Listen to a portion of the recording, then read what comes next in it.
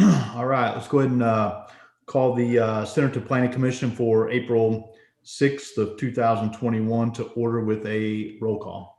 Tony Davis, Here. Jerry Davis, or Jerry Harris, I'm sorry. Here. Amber Beal, Here. Joey Engel, Here. Ben Lewis, Here. John Sessoms, Here. Drew Murphy. Devin there. Here. All right. Craig Right on Lang, the end. Here. Jeff Seifarth. And Jeff's here as well.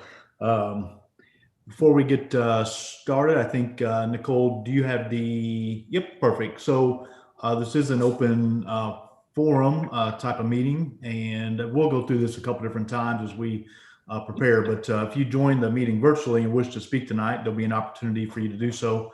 So you can do that one of two ways. If you join virtually, you can do the raise your hand, which I believe is at the bottom of your screen, or if you called in, there's a you can do *9 or *9, and then that'll raise your hand, and then we'll recognize you as well. So with that, first thing on the agenda this evening is the approval of the minutes from our meeting from 3/16 of 21. This is John. I make a motion to approve the minutes from 3/16/21. This is Joey. I'll second. Motion and a second. Is anyone opposed? I think there was a bark for a second. There was. All right. Thank you guys for approving those. Next on the agenda is the admin approvals. Were there any questions from any of the commissioners in regards to the administrative approvals?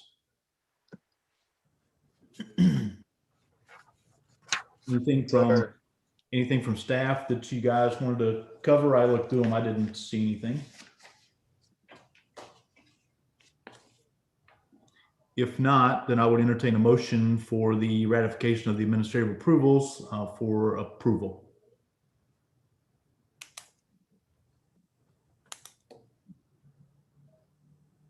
This is Joey. I'll make a motion to approve items A under the ratification of administrative approval.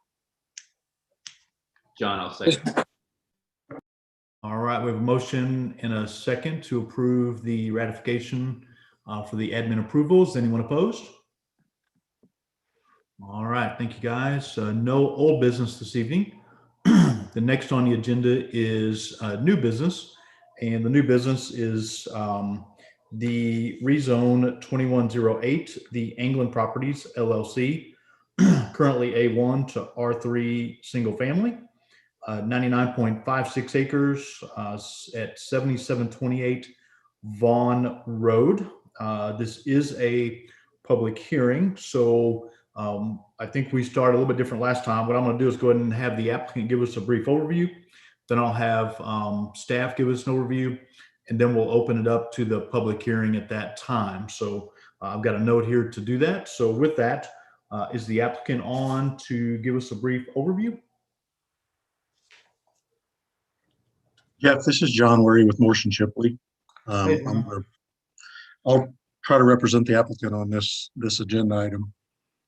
The request before the commission is to rezone 99.56 acres from A1 to R3 single family. The property lies on the north side of Vaughn Road, approximately 3/4 of a mile west of the intersection of South Vaughn Road and Highway 12. If the rezoning request is approved, the intent is to develop the property into a single family subdivision with lots ranging from 60 feet wide to approximately 75 feet wide. We understand that if the zoning request is approved as part of development planning, that an airspace evaluation will need to be filed with the FAA. And we've done some preliminary evaluations of the airspace, and it shows that the property is well below the approach surface of the XNA runway. We also understand the property is well outside of the 65 DNL contour line, which is the average sound level for the XNA airport. And that falls within a compatible range for single and duplex housing per the noise sensitivity matrix on the FAA website. And I think that all that information is in y'all's packet. I guess the last thing I'd like to note is that we do understand and recognize that the property falls within the industrial area of the future land use plan. Surrounding this property is agricultural to the west and a portion of the south across Vaughn Road, and primarily to the north and east is City of Bentonville limits. And then directly south of the property across Vaughn Road is an 80-acre parcel. I think it's 80 acres that was zoned R3, I think in October of last year. If anybody has any questions, I'll be happy to try to answer them. All right, thanks, John. Donna, do you want to go ahead and give us a staff overview before we open it up to the public? Sure. So, the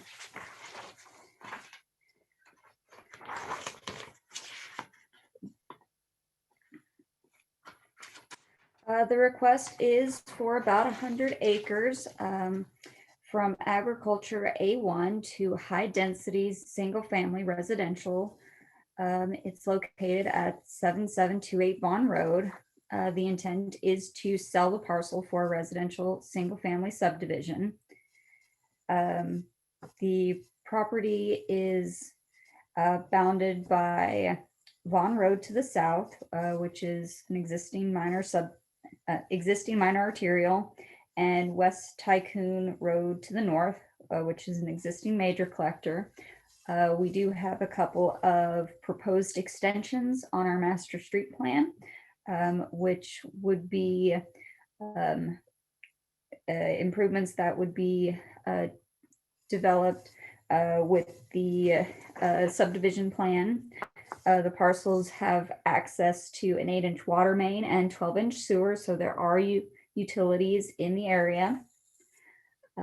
The biggest issue, as John had mentioned, is that it is in proximity to the airport. So there would be some additional requirements with that. We have noted there are FAA is not regulatory in this area, but this isn't an area where it falls under Bentonville's overlay district. As Centerton doesn't have any overlays in this area, I've included in your packets Bentonville's for your consideration so you can see what Bentonville has done. It falls under Bentonville's Zone 3 and Zone 4. So Zone 3 is the outer safety zone. Zone 4 is traffic pattern zone. Both of those areas have restrictions on glare, lighting, visibility, electronic interference, wildlife hazards, sound attenuation, navigation easements, height limitations. Zone 3 also has use restrictions on all residential uses, and these were formed in cooperation with XNA. Of note in this, with developments in proximity to airports, there have been studies done on residential with air pollution. Airports are significant sources of ground level volatile organic compounds and NOx emissions. There's also emissions from vehicles and nearby industry. There's also significant noise, which aircraft noise can have significant impacts on the quality of health and well-being. We did receive an email from XNA and their consultants, which is included in your packet. They noted that the proposed development is not compatible with XNA's noise compatibility program, and that if it was developed, there were several things that they would like to see, including houses being developed with a minimum of 30 decibel sound reduction, They'd like to see navigation districts. And if it's allowed, the units would not be eligible for sound attenuation at a future date. And the Airport Safety and Noise Abatement Act precludes any subsequent owners from receiving damages for noise intrusion.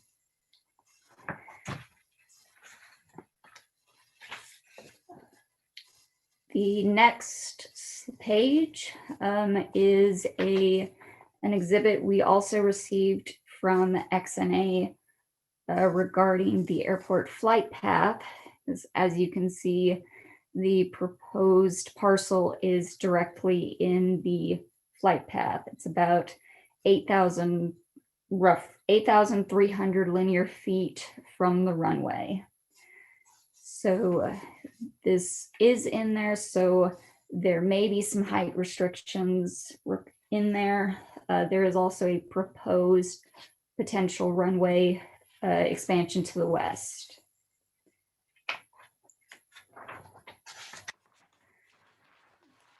Moving on to existing uses. Next page, please. Because the parcel is adjacent to Bentonville, I pulled up the adjacent land uses in Bentonville. It is located directly adjacent to agriculture to the north and east. There is a high-density residential apartment complex to the southeast and an existing industrial strip to the south, separated by a strip of Centerton. There's a slide later that goes into more detail for existing industrial uses, but there are several within Bentonville. In Highville, there is a strip of rural residential. There was a large area that was rezoned industrial a couple of years ago, and the airport is a overlay that is airport influenced area. Next, please.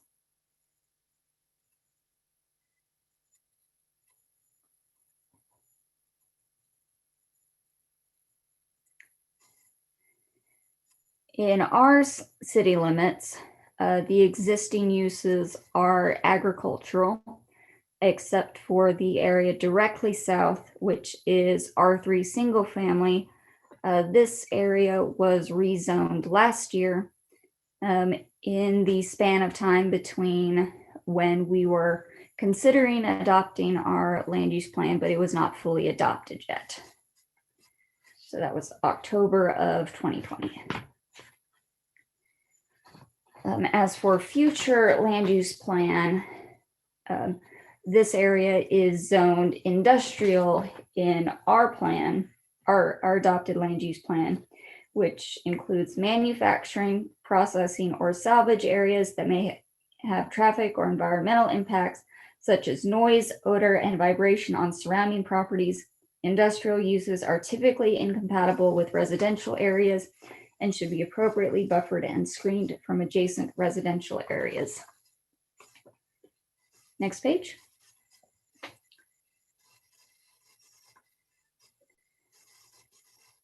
This is an exhibit showing adjacent industrial uses and zoning. The singular dash is existing industrial zoning. The solid lines are existing uses, such as the artillery and the existing concrete factory, which are to the south and east. And the long short dashes are our zoning for the future land use plan, excuse me.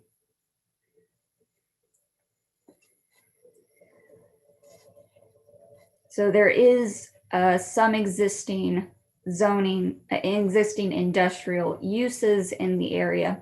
There is a significant amount more of proposed industry and potential for industry in this area. Next page, please.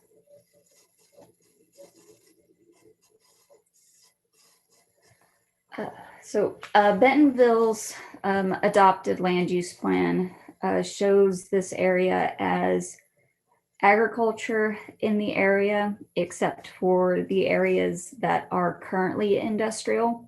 But the areas that are zoned industrial are currently zoned industrial. Highfield does not currently have an adopted land use plan. So their zoning is their zoning. That is what they currently work with. Regarding the comprehensive plan implementation, we have a couple of items that prioritize completing subdivisions adjacent to existing neighborhoods and that prioritize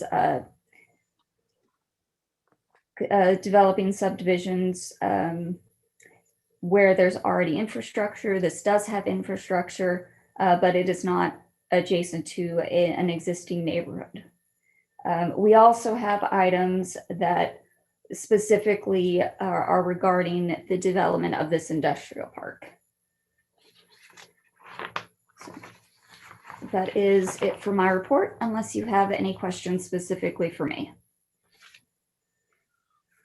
I don't have any questions yet, Donna. Do any of the commissioners have any questions before we open it up to the public? I guess this is Jerry. I guess the question I have, since this is primarily planned for industrial, is this not going to be similar to our situation we had up on North Main Street where there was a commercial area that we had difficulty with? I mean, seems to me like that this may not be a very well planned use for that land if it's supposed to be industrial. That was another question, Jerry. I was going to ask about the same thing. It's kind of like commercial space, right? Once you run out of commercial space, you can't get more. The same thing with industrial. If we convert industrial space into residential space, we can't just get more. And what does that do to the industrial businesses that need that area? Yeah, I think if I can just chime in, having spent quite a bit of time with the land use plan in the process. So you guys are exactly correct. We identified, along with the House of Levine that worked with us, several areas of the city that would be key. This was one. There's one to the west, part of the city, and then there's one to the east as well. And you're correct. It's very similar to the commercial properties. Once it goes away, then that space becomes very limited, if you will, especially based on what Donna shared in regards to the use and the the potential to impact other properties. So definitely you guys are correct. And I also wanted to add, if I could, that this request has kind of triggered some important discussions that the community needs to have in terms of, in particular, the development around the airport, and also how to kind of look at industrial, because I think you're right that in a lot of ways it's similar to commercial, but it is also very different from commercial. And we have started conversations with the Arkansas Economic Development Commission, and they actually offer some training for communities to kind of get that process started and how to kind of think through industrial development. There's a discussion that we can have at the end of the meeting around those courses, but I wanted to kind of introduce that here because there are a lot of question marks still and a lot of important discussions that need to happen to kind of make an informed decision. So at this point, it's staff's recommendation to proceed with the public hearing, but to possibly consider tabling the item until some of those discussions can be had and some of the the issues thought through. So that's just a consideration for you all as well. All right, thanks, Nicole. Well, let's go ahead and open it up to the public. So with that, I would entertain a motion to open the public hearing. It's John. I'll motion to open a public hearing for rezone 2108 England property. This is Craig. I'll second. We have a motion and we have a second. Is anyone opposed? All right, we're now open to the public. And as mentioned earlier, there's two ways that you can be recognized to speak. One is the raise the hand, excuse me, which is on your screen, or if you happen to dial in by phone, you can do the *9, and that will also allow us to recognize you. And we typically would recognize you by the last three digits, I believe, of your phone number is what we can actually see. So some kind of general guidelines that we give, we ask that you state your name. We ask that you state your address. If there happens to be an interest, if you will, I understand there may be someone from XNA, so just kind of talk us through that as well. And then we do ask to try to stay around 3 minutes, just as a courtesy to the other folks. But of course, if you need a little more time, just let us know. So with that, I'm going to go ahead and open it up to the public. And I'm not sure who's going to help me understand who's on. Is it going to be you, Nicole, or Diane, or? Then I'll do it. You get to hear the teapot, at least for this part. All right. Who's the first? Diane, I did forget to mention that we had received an email from an adjacent neighbor who was concerned about possible trespassing onto his property where there are potentially aggressive cows, which that is included in your packet. All right. Thanks, Donna. Diane, who's the first person that wishes to speak? The first person who wishes to speak, they have a telephone number that ends in 131. All right. Whoever's 131, if you'd like to speak, feel free to do so.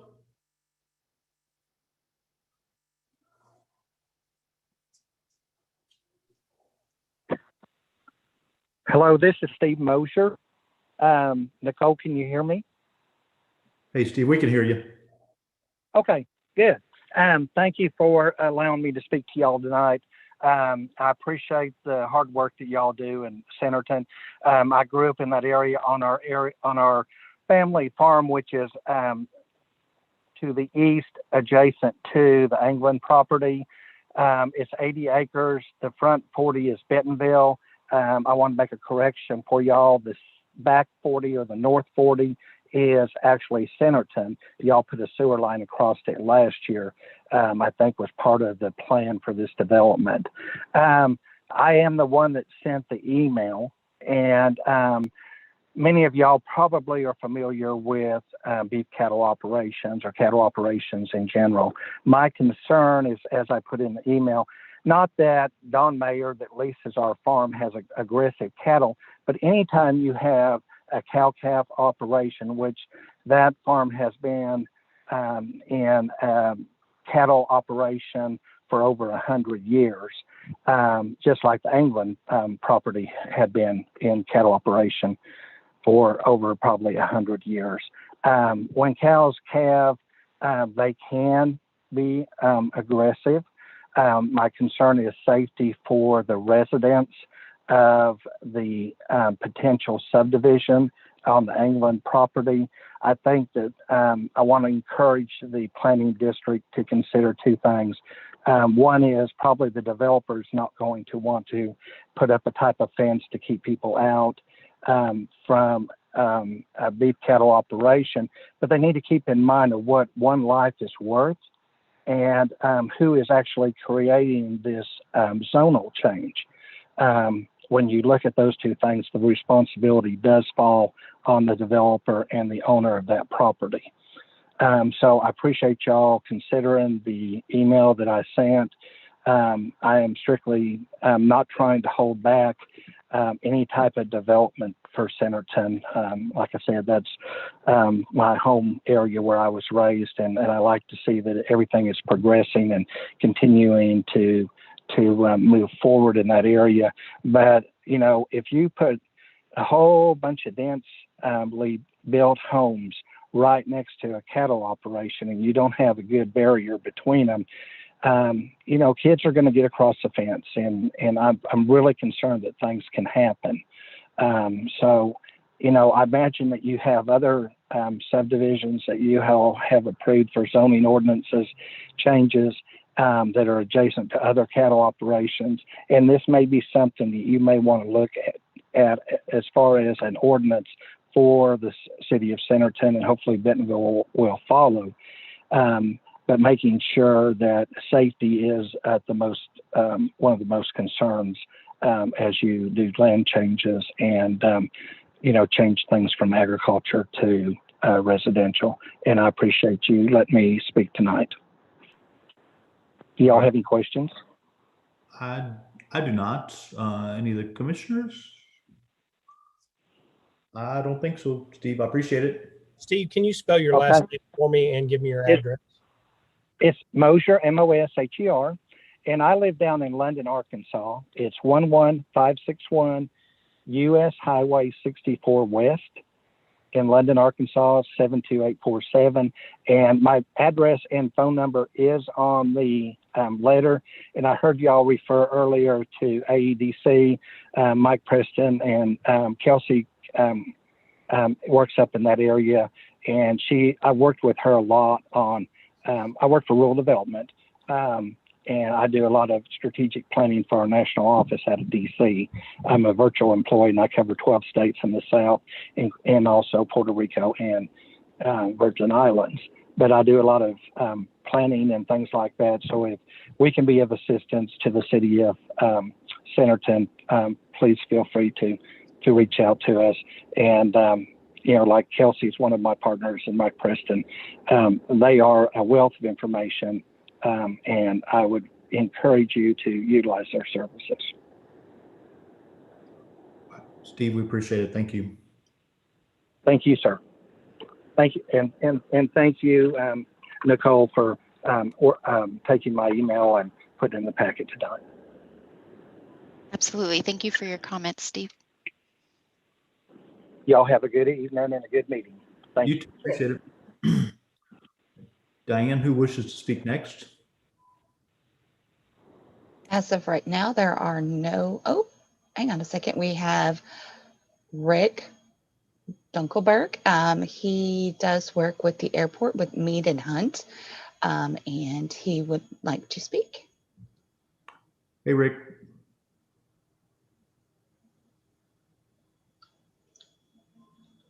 Hi, I'm Rick Dunkelberg, and I'm with Mead and Hunt, and I represent the airport. And the airport is concerned about this property being converted to residential development for a number of reasons. The first being that the encroachment of residential development close to an airport does pose a question of the health, safety, welfare of the residents that would be living in those residential structures. This particular piece of property is either right under or adjacent to the extended center line of the main runway at XNA. And it will be exposed to aircraft approaches and departures, which will increase as the years go on, as operations at the airport increase. And even though the noise levels as were generated for the 65 DNL contour, which was mentioned earlier, do not extend to this piece of property in the present time, in the future, noise levels will increase as operations increase. And the 65 DNL noise contour is an annual average cumulative noise contour, which takes into consideration all aircraft operations and all of the quiet times around an airport. And it is a noise metric which the human ear does not hear because it's an annual average noise level. The operation that is most intrusive and most annoying to humans are single event aircraft approaches and departures. And that's what is annoying. That's what people living in this particular property would experience. And at some point they would, express annoyance to not only the city of Centerton, but to the airport. So our concern is that it may impact the livability of that area to residents and also could pose an encroachment problem to the airport. As one of the conditions for accepting federal grants, the airport has to adhere to what are called grant assurances. And one of those assurances is that the airport will do everything within its power to prevent the encroachment of non-compatible land uses. And even though this particular piece of property is outside the existing 65 contour, it still will experience aircraft overflights, which will be annoying. So, we would like to see, obviously, the property put into some other use. However, if it is deemed that it should be rezoned and developed in residential structures, we would request that you all consider the three provisions or three conditions. One, the granting of a navigation easement from this particular piece of property to the airport, which basically grants the right to fly over that particular piece of property and make noise. Two would be notification on the plat that this piece of property is within an overflight zone of an airport. And three, that any residential structures that are constructed on the piece of property be developed such that sound is attenuated to 30 decibels from outside noise levels to inside noise levels, so that at least the structure would have some sound attenuation for people living and trying to sleep inside the structure. With that, I'll entertain any questions. I don't believe I have any questions. Do any of the commissioners?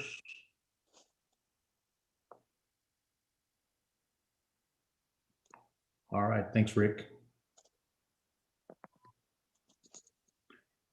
Todd, do you need any additional information from Rick, or are you good with his information? I think as long as I've got him down with Mead and Hunt representing XNA. I think I'm good with that. All right, perfect. Thank you. All right, Diane, anyone else wish to speak? Whoops, forgot to unmute. Yes, we have an individual whose phone number ends in 477 that has their hand raised and would like to speak.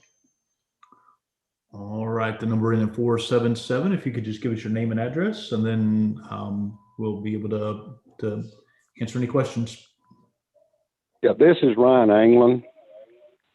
I am the property owner. My family has lived in this Centerton community for in excess of 100 years. My mother fought to keep the school in Centerton as long as possible. She was a 4-H leader. My wife and I have been 4-H leaders, and I have granted easements on every piece of property that I own and my family has owned for Centerton sewer and water. In the last year, there have been 2 sewer lines put on this particular property at no cost to Centerton, and I have been glad to do it because I want what is best for Centerton. And I just feel like that the rezoning of this property would be the best for Centerton in the future. And I would appreciate your consideration. And you've set a precedence by rezoning the piece across Vaughn Road, the 80 acres across Vaughn Road. So thank you for your time. All right, appreciate it. Diane, anyone else? Yes. Okay, we have a Dan Mitchell that raised their hand to speak, but also Frank with Centerton Utilities also has his hand raised. So I don't know who you prefer to hear from first. Frank, I'll be back with you in just a second. Dan, would you like to address the Planning Commission? Yes, good evening, everyone. I want to also thank you all for your hard work and for your diligence in considering the best interests of the city. I do want to remind you that there are really only 5 questions and that Bentonville nor XNA actually play into your decision on rezoning requests. And then I also think that it's important. I've been under the impression this whole time as we've been in contract with Mr. Anglin that he owned the property because he had to sign the rezoning request. And so I think that there's some private property interests here. And I'm positive that the city isn't willing to rezone the property because they would have to purchase it. Otherwise, it would be considered a taking. So I think that it's important. The land use plan, certainly we consider other land uses around it. And I do think there's already R3 that's closer to the runway and in the path that was already rezoned. And so we did talk with the city. When I look at this, your land use plan, it would really be great to have Tycoon Road extend down to Vaughn through this property. And I think that's one upgrade that that a residential development in this area could offer sooner rather than later for the city, which would provide some relief to the Vaughn north-south version of Vaughn. And so we're certainly already have talked with the road department in thinking about a preliminary design. We could extend that Tycoon Road sooner rather than later, and also seed possibly slightly move the roadway path over all onto our property so that we could get the whole job done. We did talk to staff too. There's the 20-acre piece kind of in the southwest corner. I don't know if it's okay with Mr. Anglin, but I think that, that piece is the one that's actually in the pathway of the approaching and departing air traffic. And so that there could be discussion about zoning just the 80 acres east of that. That would be along and to the east of the Tycoon Road extension. And I also would like to say, I think that our group needs a decision based on the decision-making matrix that that this recommending body is charged with. So we understand, and I know Schuber Mitchell Homes is interested in living conditions that are enjoyable for people, and we understand the impact of the airport in the area. So I think there's some compromise to be had if there needs to be, but it is not mine. It is not my 100-acre piece. It's Ryan Anglin's. And he is the one who has requested the rezoning, and it is in line with actual zoning approved by this body last October, so we want R3, there's R3 across the road to the south. And that, again, that piece, apparently no one asked the question about the airport because there it is. And then I think our engineer aptly stated that our entire piece is actually outside of the decibel problem. And I do know that the airport does seek to expand, and there will be a runway expansion, but I believe it's on the other end of again, the south end of the airport runways. So we think that a decision should be made tonight. We are asking for this to be rezoned to R3. I think it's in keeping with certainly what's developing around it. And I also believe if we didn't take the 20 acres, there might be a chance for that to remain in your industrial park plan with the proper buffering.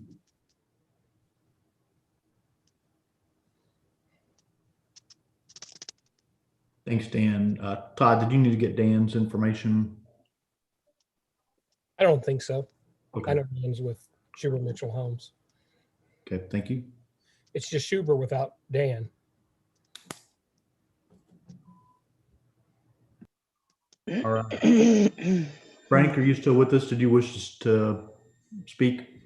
Yeah, I'm still here. Can you hear me? Yes, sir. Okay, I'm going to speak for the commission. Basically, approximately 5 years ago, we went through the process of preparing to bring sewer down in this area. And when you're doing that, you have to provide information on what it's going to serve, how many homes it'll serve, how many businesses you think, so on and so forth. And at that time, this was not zoned or future land use for industrial or business park. If it would have been, we might not have had as good a luck getting the money to run sewer down here, because you have to look at what's in Northwest Arkansas. You've got Springdale is your major industrial hub. We all know that. Bentonville and Centerton included, they're so close together here, is more or less a residential retail area. There's not a lot of industry in this portion of the county here. If there's going to be any industrial going in around the airport, it's going to go into the west of the airport or to the east of the airport, right close to the runway. And if you've seen some of the industrial that's going in along Highway 12, you're basically talking about warehouses. The commission is concerned that if this is left as an industrial area, then the millions of dollars, somewhere near $6 million that we spent running sewer to get down here for what we had proposed was 10,000 homes, we're not going to have the ability to recoup those costs. And that's a hard hit for us to deal with since we just put this in. And Mr. Anglin has been awesome to help us and give us easements to get down in this area. We're just very concerned about if this stays if it stays industrial, on this company being able to recoup any of the costs that we've got for down in that area. I personally feel for the property owners. If this remains industrial, I do not see this property selling for 20 to 25 years because I do not believe industrial is going to go out in this area. That's pretty much my take and the commission's stand on this. All right. Thank you, Frank. Diane, is there anyone else that wishes to speak? Let me see. Yes, we do have a hand raised by Steve Feinberg. Hey, Steve.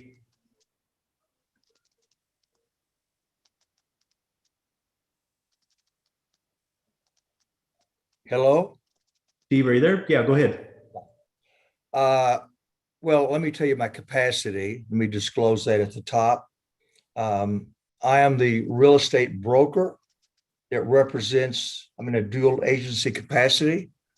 I represent Mr. Anglin and Schubert Mitchell in this transaction. And, you know, everything that Mr. Anglin said is correct. And the former speaker with respect to sewer in payback is undeniably correct. And to even further embellish one point about the development of industrial in this area, this far west, is such a geographic leap from where the initial Walmart distribution center is. That is where you see warehouses developed. And I've not odometered it, but I would approximate that's probably 4 miles east of this site.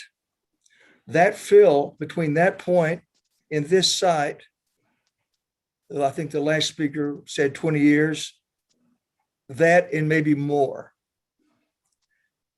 I understand the purpose in the plan. But when you plan, there should be some level of consistency whereby our population, and I'm a Benton County resident, our population has a sense of where things are going. This R3, 80 acres on the south side of Vaughn, was blessed knowingly by the Planning Commission, by the airport in October, this being early April. And to do a 180 suddenly, ice water, literally ice water from what's been the precedent that was set just 4 months ago, four and a half months ago, is chilling. It's chilling to every landowner in that area to come up and say, what we did 4 months ago is no longer relevant. And I'm certain there are several landowners, in this participating, listening to this meeting. They too are subject to 180-degree turnaround in thought. The person that bought that R3, that developer, Sunrise Development, they bought that in good faith. That is not a contingent purchase. They purchased it. The money has been banked. Their plans are made. And to 4.5 months later, say, Mr. Sunrise, that's a Sunrise Development, Mr. Sunrise, we're going to zone across the street from you industrial. What does that do to the party who purchased that with the blessing of the city, of the Planning Commission? They blessed it. And on that blessing, he moved forward. So he is absolutely subject to financial harm. The payback for the water and sewer that was pointed out a few moments ago by the previous speaker. The distance between this site and the distribution center for industrial. I'm 75 years old. I'm hoping I'm still above ground when that becomes tangibly industrial. So I just ask that the members of the Planning Commission think about consistency for people who make decisions. I'm talking about developers, dairy farmers, banks who loan money. There was a bank that loaned money on that R3. All those people made a decision based on what happened in October. And every one of them will be financially impaired. I just ask that you think about that. And early in this, and I'll shorten this quickly. Early on, somebody mentioned, well, when we run out of land, there will be no more industrial. The same thing applies to residential. That point is true, but it's not singularly dedicated to industrial. When you run out of residential, you run out of residential. So that's all I have to say. I just want you to think about the inconsistency, the damage, the pain that the purchaser of the R3 is going to experience, his lender, Mr. Anglin, in the return of the investment for the water and sewer. I appreciate your time and thank you very, very much. Thanks, Steve. Diane, anyone else wish to speak? Let me check. We do have a hand raised again from a number ending in 515. All right, the number ending in 515, you're recognized.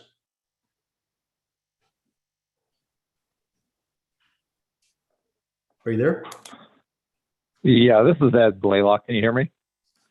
Yes. Can you repeat your name again? Yeah, my name's Ed Blaylock, and I'm with Sunrise Developers. Yes, sir. We're the owners of the R3 property. As Mr. Feinberg pointed out, I mean, we just recently closed on that property after getting the zoning we wanted. We certainly wouldn't want, industrial completely surrounding us and on the other side of the street. Kind of came as a shock to me when I found out that, that's what the master plan was at this point. And I think also, like Mr. Feinberg said, personally, as a developer, we're developing all over Northwest Arkansas. I see more of a shortage coming almost in residential land than industrial land. The flat buildable land that's in close is going to start disappearing over the next 20 years.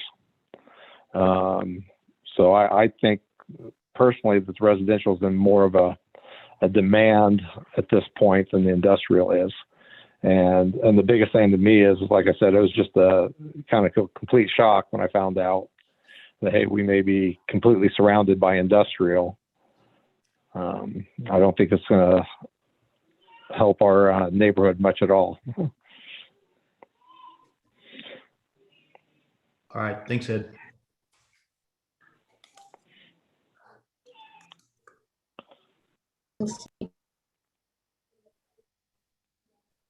Okay, let me see if there's anyone else. As of right now, it doesn't seem like there's anyone else that has their hands raised. Okay. We will do a second call for anyone that wishes to speak in regards to the 2108, the Anglin properties.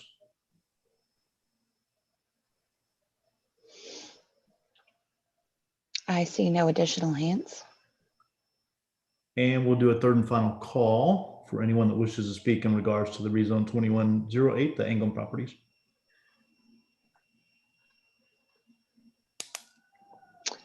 I do not see any additional hands. All right. With that, I would go ahead and entertain a motion to close the public hearing. This is Amber. I'll make a motion to close the public hearing for rezone 21-08 Anglin properties. This is Tony. I'll second.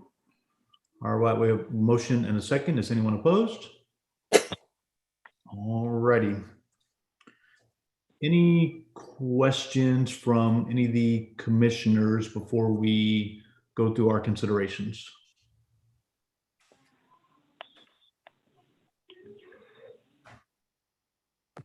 This Jerry. Yes, sir. Can you, on the chart there, can you point out that rezone that was supposed to have taken place in October? Where is that located with respect to the property we're talking about? So it's right there, directly across from, it's being circled right now, kind of that light orange, yellowish color. And so just as a reminder, I see it. Yeah, and just as a reminder to the group, as that came to us, the land use plan, the comp plan was still being vetted through as it was extended to open it back up a little bit for some comments. And so it had not been fully voted on and approved. We certainly would have had the idea, but certainly not the land use plan like it is today, which, just as a reminder, we worked on for over a year, putting that piece together as well. So that is one thing to consider about that piece of R3 that was rezoned in October. It was before we did our approval for the existing land use plan as it is today. Jeff, this is John. If I think Diane mentioned a possible table. If we do table, is there a way to go back and look at the October minutes to see if that was discussed? Even though the comp plan was not approved, did we discuss the proposal of the comp plan and what that may look like once approved at that time? I don't remember, John. Todd's really good. I'm not sure he could find minutes from October that quickly. But if I heard, I believe it was Dan asked that we make a decision tonight. So I don't think the landowner, and or the developer wishes to for us to table it, and so they would like for us to reach a decision this evening. Jeff, I looked at that Planning Commission report in the creation of this one, and it was in the PC report for that project. So it was discussed. Because that for me, that's vital, whether it was comes as a shock, right? He said, I'm shocked to see that this may be industrial land, but I wanted to make sure that was that discussed at the time of that approval, or was it not? Thanks, So- Don, for letting me know. Go ahead. Was that Joey? Jeff, yeah, Jeff, I have a comment. So technically, Mr. England is the owner and the one who actually is bringing this before us. Just want to make sure that he understands the ramification if this does not go through, that there is I believe it's a year wait period if it is denied.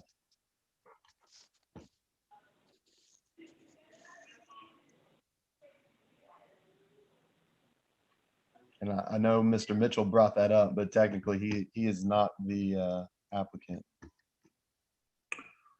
Understand. Thanks, Joey, for that clarification.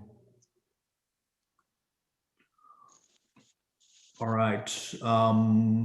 Nicole, if you're driving, or Diane, if you're driving, can you move forward to the questions that we need to consider?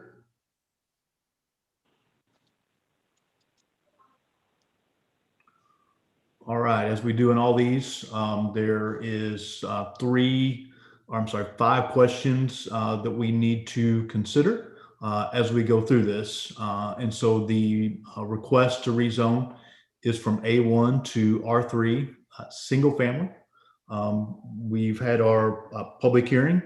You heard the comments from the owners, developers, the folks representing XNA. So just wanted to make sure that that everyone remembers those. And so let's go ahead and go through our questions. The first one is the rezoning consistent with the adopt a comprehensive plan, including the land use plan?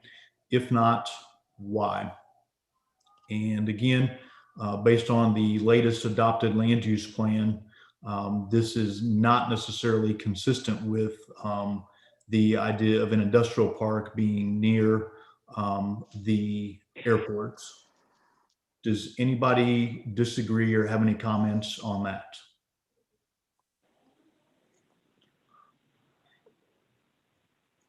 Okay. We go back to the questions, please. The second one is the proposed rezoning compatible with the surrounding area and zones? This is certainly an interesting question as I think about it, because there are a lot of mixed uses in that area, some of which Donna pointed out in her overview. There is single family. There are what we would consider business park / industrial. Of course, you have the armory down there. You have the concrete factory. You have the fairgrounds and some other, pieces of more, that are not residential. So there is certainly a mixture, along with the complexity of having 3 different cities, in regards to Bentonville and Highville, along with us. So this is certainly an interesting question, and I'd like to open it up for some of the, I think that it is, certainly compatible, with the fact of the proximity to the airports, along with the, the proximity to the roadways, and the additional, industrial type uses that are there. Any comments from any of the commissioners? Jeff, I certainly agree with you on that point, but the question does also mention area.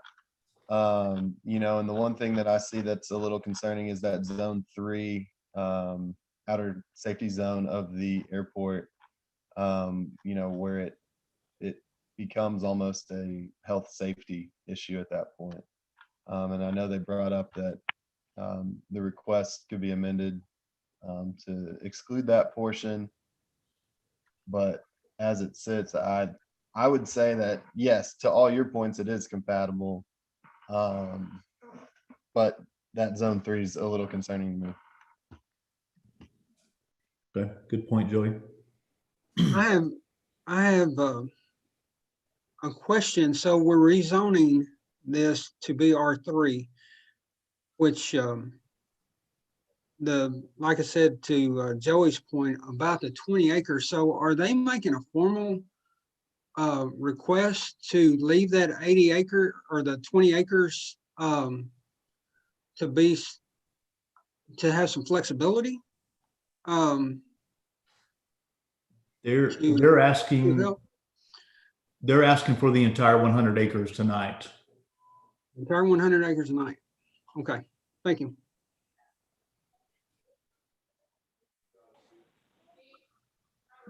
Can we go back to our considerations?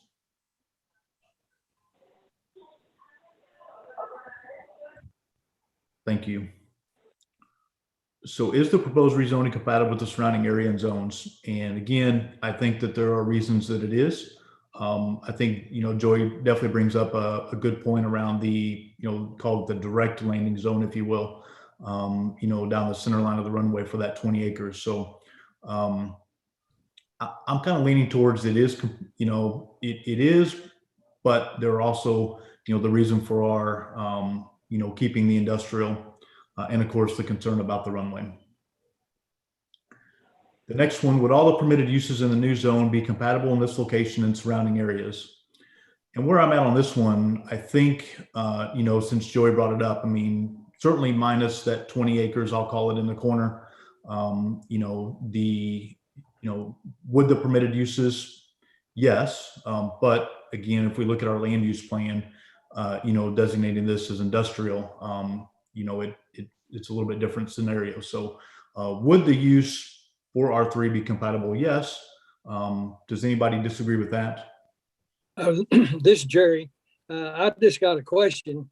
Let's pretend for a second that we rezone that to R3. And what's going to happen to the rest of the industrial that's already on the master plan? I mean, are we going to start dipping into that? I mean, are we going to leave a industrial plan right next to a housing decision?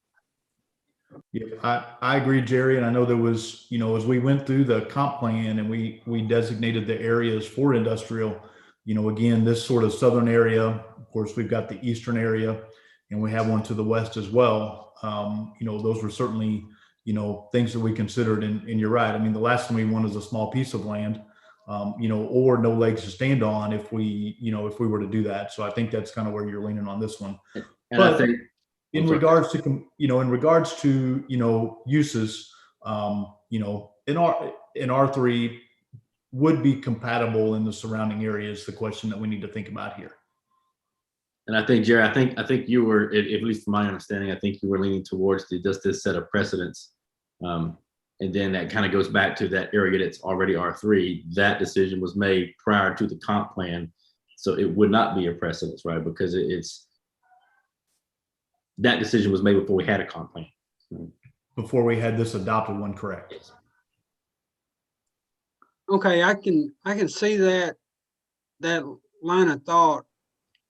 There was also something that's weighing on my decision here is that the Water and Sewer Commission has already made an investment that they put in good faith that this would be zoned residential to recoup the cost that they've already incurred. So, and just 4 months ago, this body allowed, and I understand that the plan wasn't in place, but to the argument the gentleman made earlier, just 4 months ago, and to turn around and to all of a sudden say no. Can you pull up that map again? Maybe something to consider. Yeah, and as she's pulling that up, Tony, what I would say is we actually started on the comp plan and land use plan in 2019. Let's see, 2019 is when we started. That's right. And can we see the map with the airport zoning, the safety zoning 3 and 4 to see where that previously zoned R3, where that falls in? Is that within that? So that would be completely in zone 4. None of that would go through that 3, it looks like, right? Or would it?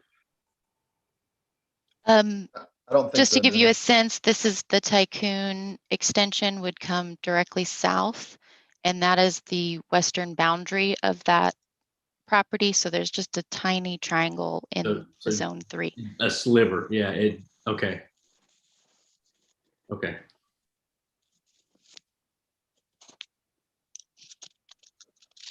So Tony, I don't know what time period the, call it the infrastructure from the water department was put in, water and sewer was put in, but we did start working on the comp plan back in 2019 and continued forward for, I guess it was 14, 15 months, when we did our comp plan. So it was quite a bit of work, as we started talking through and designating this. Okay.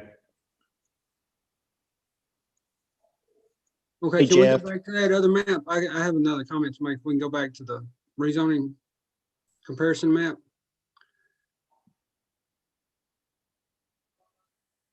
Something to consider.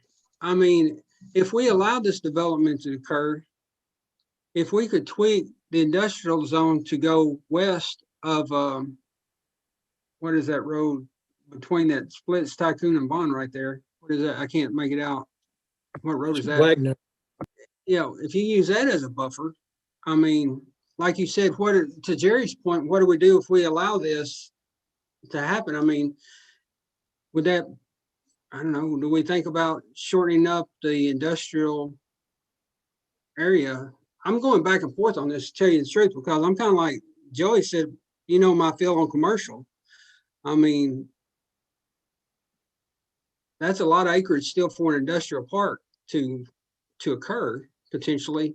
And then it looks like there's enough room to allow buffers to be set to offset the residential buttoning up to an industrial.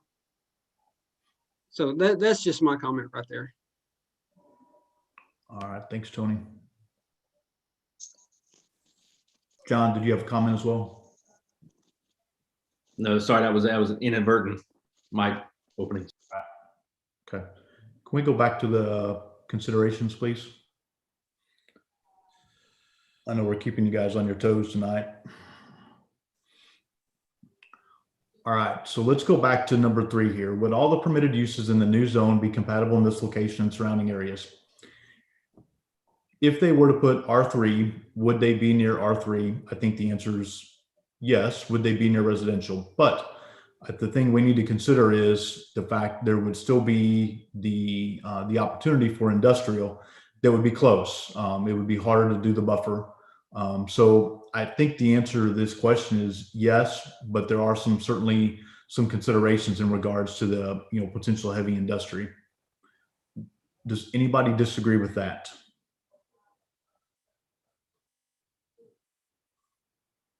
Okay.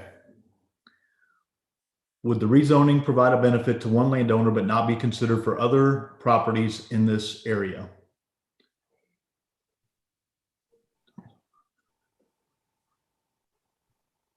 I think we get into the discussion here around because of the comp plan being set in regards to industrial, call it industrial area. I'm almost leaning that there's a chance this would be a benefit to one landowner because, we would go through the same thing if others were to be, brought in that were not industrial. So that's kind of where I'm leaning here. And I'd certainly entertain any, comments from any of the other commissioners as well.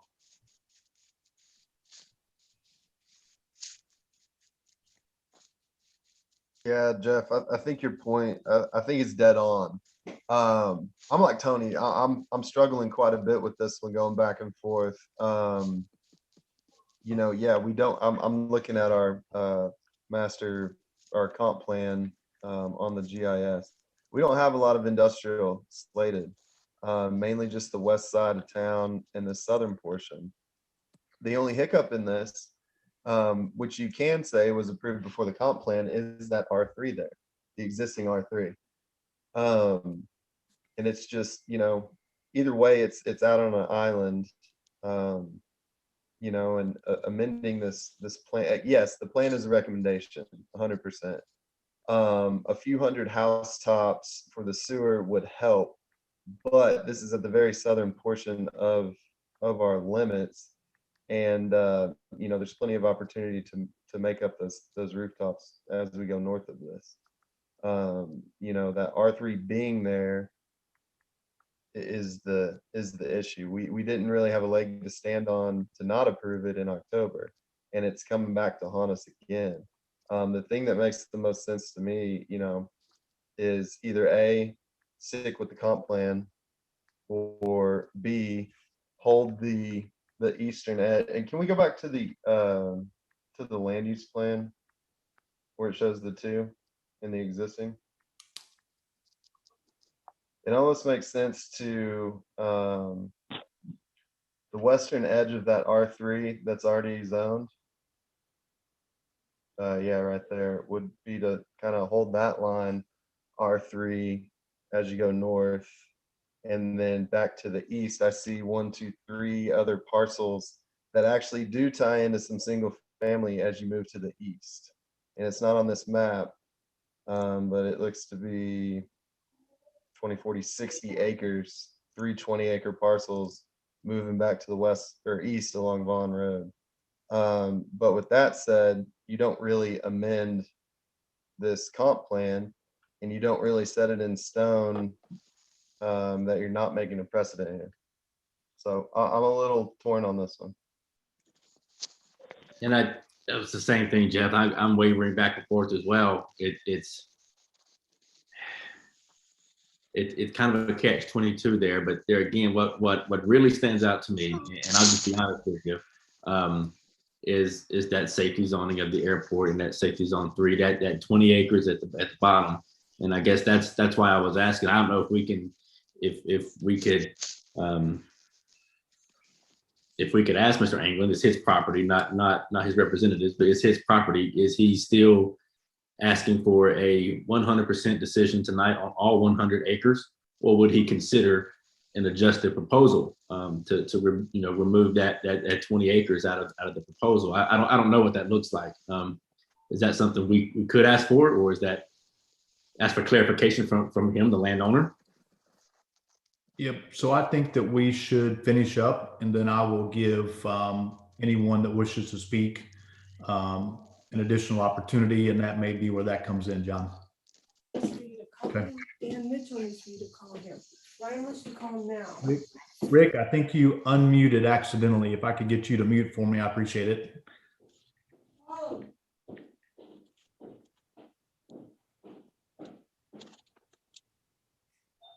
And then if we could go back to the questions, considerations that we need to do as well, please.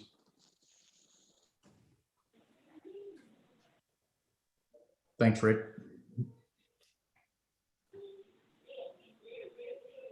Hey, what are you gonna do? Dan, I think, all right. So the last thing that we need to consider, if the public is opposed, why? Are the objections based upon factual information relating directly to this request, or opinion-based? Does any factual information presented apply to this rezoning situation? Steve brought up cattle, and he wasn't necessarily opposed. I think he was just raising a question around the safety, if you will, by being near a farm without any barriers. So I think, it was something for us to consider. Of course, Rick went through the XNA piece and shared with us a couple of, things to consider, what I would consider fact-based, because they are produced by the FAA. As he pointed out, it also could, impact some of the grants and other things that they apply for as well. So, again, some good information for us to consider. Of course, hello, sir. We were also, presented with the fact there was some infrastructure that was put in regards to water and sewer. And some other just information, if you will, that was shared amongst Steve and Ed. So a couple of things for us to consider. So not the biggest objection, I would say, was really based on some of the FAA and the XNA pieces that were pointed out. Any of the commissioners have any comments or questions about any of those? So Jeff, I agree. I think the FAA comments about the safety zone was the only, I would say, factual documentation. All right. Before we move forward, any other comments or questions from any of the commissioners? I have a question, Jeff. So I know this is just about the rezone, and that's what it's about. But this would still have to come back to us through the development phase when they start the, if we allowed it. Then at that point, would we not be talking about potentially some of the concerns the airport had about a particular maybe easement or flight path set aside for the development if we allowed it? Would that be the time to talk about it at that point? That's my question. So I think Rick asked for 3 things for us to consider that I think that we would make a part of the, you know, if we were to approve it, it would become part of the approval process, if you will, because then it would be part of the plat and everything. And so I would say that we would want to do it if we were to do the approval this evening. Just a quick note on that. At the moment, we do not have regulations in place for these considerations around the airport. So we'd probably need to get some legal counsel, but it would likely, those things would be requests and not regulatory requirements. Good to note, Nicole. Thank you.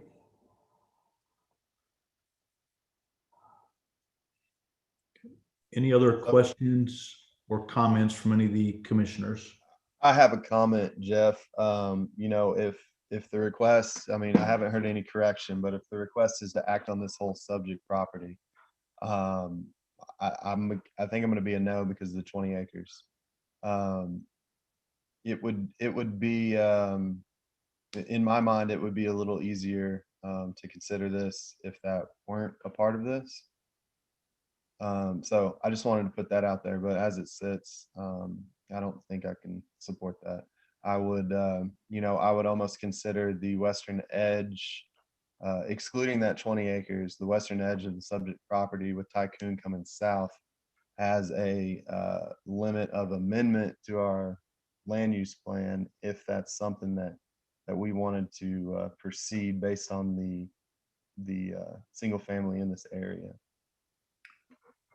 Joey, I was thinking the exact same lines. I mean, that's why I would want to ask, are we doing 100% of the acreage? Right. Or are we asking for an amendment? Yeah. And go ahead. No, go ahead, Joey.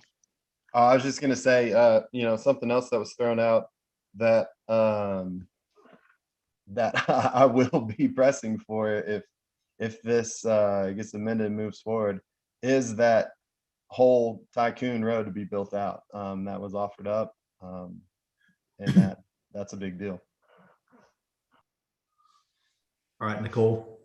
I was So just, one go ahead. note on the previous now and on the previous land use plan, this area was agriculture, so it was not residential. It was this area when the R3 was passed and where it's at now, it was agriculture. So something to consider. Thanks, Donna. Nicole, Joy, did to you your have something? comment, I think in the initial comment discussion on improvements to that area, everything was going to be focused on the extension of Tycoon Road and improvements to Vaughn Road, and the Tycoon West would be we would be taking right away for that right now and not improving that. But I think that's the question you were asking. Oh no, the potential developer stated that not only would he build half, he would build the whole thing. Correct. Yeah, he was going to be concentrating on the Tycoon Road extension primarily. Nicole, did you have something? I just wanted to point out that we have a number of hands raised at the moment. One from a phone number. I'm not sure if it's a member of the public or somebody, but we also have Mayor Bill with his hand raised, Mr. Steve Feinberg with his hand raised, and John Wary with their hand raised for your information. Thank you, Nicole. I had a coughing fit. Mr. Mayor, I'll allow you to go first.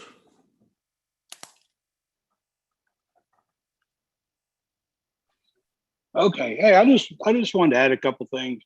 You know, I attend all the planning meetings, and I just wanted to chime in on the industrial zoning. You know, the comp plan was not approved at that point.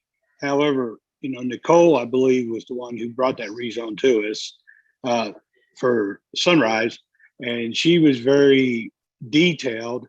You know, just like you are on this one. She had maps of Bentonville and their adjacent land uses, and this was proposed to be industrial and Highfill, you know, and so on and so forth. And also just on Tony's question about the 20 acres and Joey's concern also, I actually talked to our staff today, and, you know, because I did see that same line on that Bentonville overlay. That's Bentonville's overlay is what that is. And, you know, I asked them, hey, do you think maybe the detention and some green space can go in there? Because I don't think that would be a concern. I don't know how the water would run on that. That has never come to us at this time. So I just wanted to throw those comments in that, like I said, when Nicole did present this, she was very detailed when she did that. And she wants to add anything she can. All right. Thanks, Mayor Bill. I'm going to go to John Wary next. Thank you, Jeff. I just had a couple of comments. I don't know if the gentleman from Mead and Hunt is still on the phone or still attending the meeting, but I was curious what it means for a 30 decibel sound reduction. I mean, what is a typical modern house? What is the reduction in decibels on the inside versus the outside? And so I'm just curious what that means, if he knows. And I don't know if Mr. Mitchell knows that, being a home builder. So that was one question. And I guess the second question was kind of to Joey's point, as a point of procedure. If the applicant wants to change this request, he would have to make that request, as I understand it. And in regardless of how the commission votes, the applicant could also appeal to council, if I understand it correctly. And then if council denies it, then there's a 1-year delay before an R3 for this property can come back for the commission. Is that correct? That's correct, John. Okay, thank you. Rick, are you still on with us? I think I saw you earlier. Do you know the answer to Mr. Wary's question?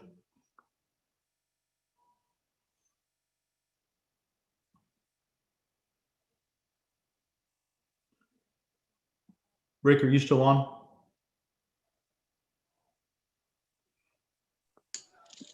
Yeah, I assume I'm unmuted now. Yes, sir. Yeah, to answer the question, modern building codes and energy codes usually result in a 20 to 25 decibel sound attenuation anyway. So usually it's about a 5 or 10 additional decibel reduction, and that is normally part of or achieved by double pane windows, solid core doors, double venting in bathrooms, kitchen areas, things like that.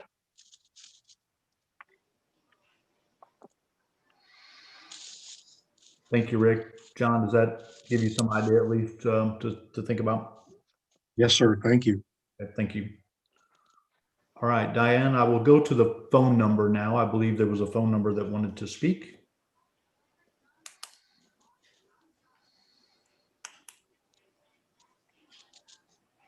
It should be unmuted. Yes. What's the last 3 numbers? Oh, I'm sorry. It is 477. I believe it is Mr. Oh, it's Mr. England. I think it's Mr. England. Trying to jog my memory. Mr. England, are you there?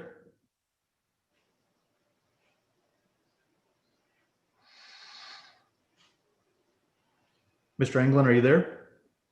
You might have to unmute.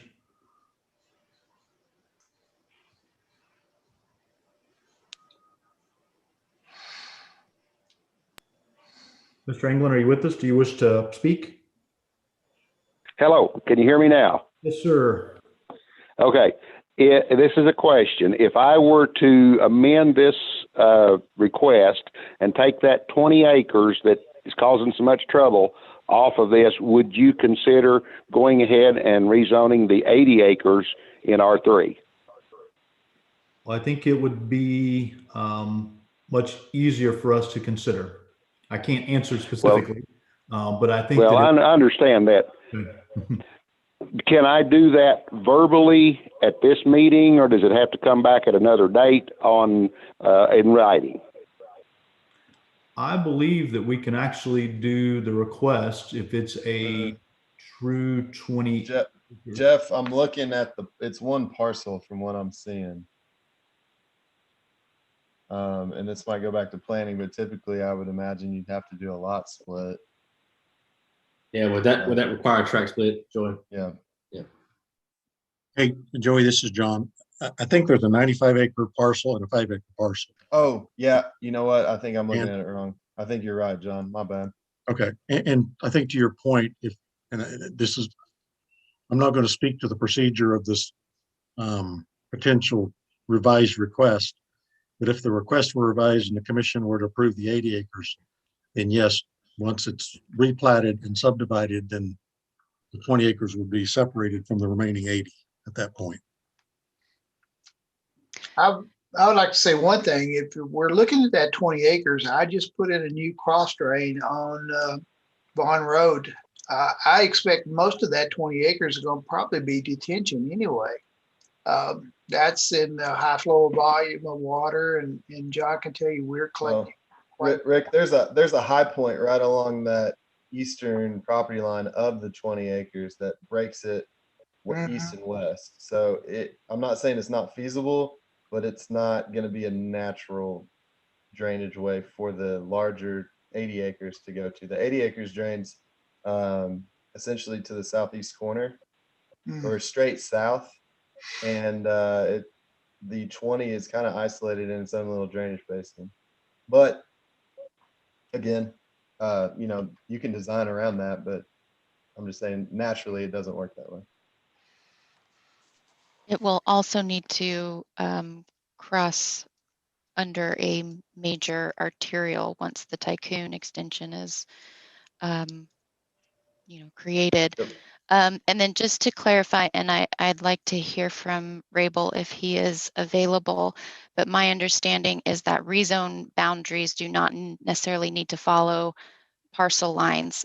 We will need a revised legal description of the you're rezone going to have boundary. to have the legal. That's correct. And then Brian, in terms of verbally requesting the reduction of land for the rezone request, is that possible within this meeting? I'm okay so long as we're asking for less than was out there. You can't ask for more. So I think if they're going to ask for approximately 80 acres, I think that would be permissible.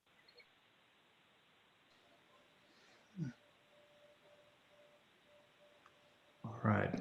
Hold on. I'm not sure I was incorrect on the chunk. Would anybody mind pulling up the GIS and looking at that? Just so we're clear. Because what I'm showing is that the little kind of J-shaped portion. Yep. Well, does ours show parcel lines? Yeah. Exactly.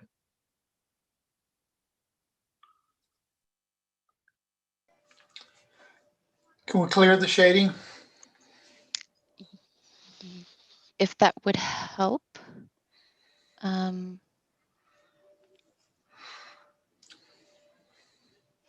was going to put this is Tycoon Road. And actually I probably should make it red. Just to the west of that existing house is where I put the new box culvert, replacing the spring bridge. It was there.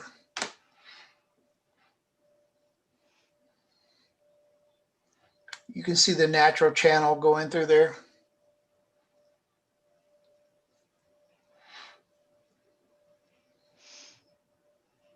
I don't know if this is helping to clarify the 80 acres or not.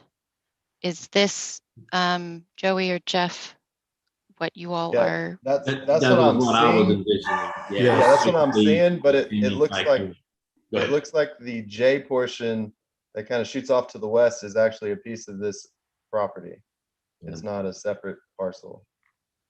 Correct. But I think based on what Okay. Brian and I were discussing, the rezone boundary does not necessarily need to follow a parcel boundary. All right, just want to make sure we're everybody's clear.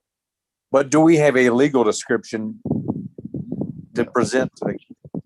I mean, could we say the, Right. the vertical extension between Tycoon and Bond as your western boundary? If we limit it to that, guys, he's going to be using part of that 80 acres for detention, whereas we leave that 20 acres in, a major portion of that can be detention. If you'll see the major channel go out there, it's not going to be buildable. It's going to be a detention area. They can do detention in agricultural as well, which is what it's currently zoned. They just would be restricted to put houses in Yeah, that area. I like that. Would it be a drainage easement? How would that work, Nicole? Would you really want it to be an easement though, if it was going to potentially be industrial in the future? I guess my only struggle is if if our intention is to leave that at 20, if you will, to be future for industrial, and it's at some point, it's going to have to be split off, if I'm thinking about this correctly, right? Because if somebody comes in and they want to develop either that or the parcel next to it and they want to use that, it will still be considered part of what we're considering tonight if we do that. Am I thinking about that wrong? Yeah, well, Jeff, what Rick was saying is that they can use that portion for detention. Obviously, they don't need 20 acres for detention. And I think, but I see your point too, though. But I was thinking, Joey, along that lines, if we leave it, even though you're not, if you zone it as R3, that to say that 20 acres, and you, even if you use it as drainage, you've set a precedence of being R3 inside those danger zones of the airport. And I'm with you there, but Nicole said they could utilize it as ag. Exactly. That's what I'm saying. So if we leave it as A1, it's fine. But if we change that to R3, that 20 acres, then that does kind of set a precedence of basically not following the FAA guidance in those zones. Right? I agree, John. So are we saying that the 80 acres can be R3, but he can use that 20 acres as a drainage area for his R3? It would be drainage or industrial. No, I don't think that's what we would want, Jeff. Yeah, I was thinking A1, leaving it agriculture. I mean, that 20, I don't know, but it's not my land. Here's what I would say, Jeff. You either keep it as part of this request right now. It does not get rezoned. It's essentially going to be open space or detention or a park area or whatever it is. Or you split it. Tycoon is now your essential dividing line between residential and industrial, and it is no longer part of this request. So that needs to be, I think that needs to be handled by the property owner on how he wants to present that. And I'm not sure he has enough information at this time to answer that as far as the drainage and everything on his 80 acres, but that's up for him to decide. The only thing I'm saying, guys, is that's not very buildable land. Either he's going to use it as detention, or the industrial land to the west is going to use it as detention and unbuildable land, and because of the high flow of water that goes through there. So I'm just trying to make sure that, could they provide a legal description that would then get approved by the council for the 80 acres is my biggest question. Hey, Jeff, this is John. Yes, sir. And to answer your question, yes, we could write a legal description of the 80 acres that Nicole generally outlined. And that could be the legal description that's included in the ordinance would go to council. That is correct. Okay. And to the second point, and I'm not going to speak for Mr. Anglin here, but if this zoning request were to be revised to just the east 80 acres, excluding the west 20, that property could be developed, single family, with detention on that property. Because there's a natural low area crossing Vaughn Road again, east of the crossing that Rick referred to. And there's also a natural low area on the eastern side of the property, about halfway up the property. So if the request were to be revised to the east 80 acres, then drainage could be addressed on the property.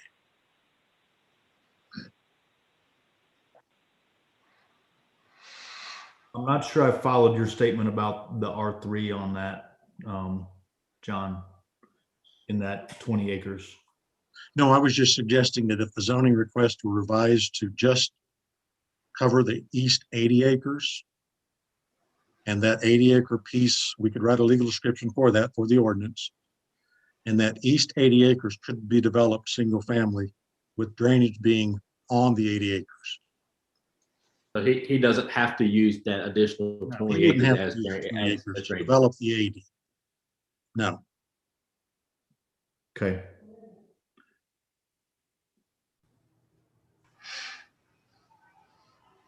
All right. So is that as clear as we can make it tonight without a true legal description? It would be the 80 acres. It would still be R3 single family. There would be a 20 acre parcel. We'll call it the backward L. That would be, that would remain. Does that make sense to everybody?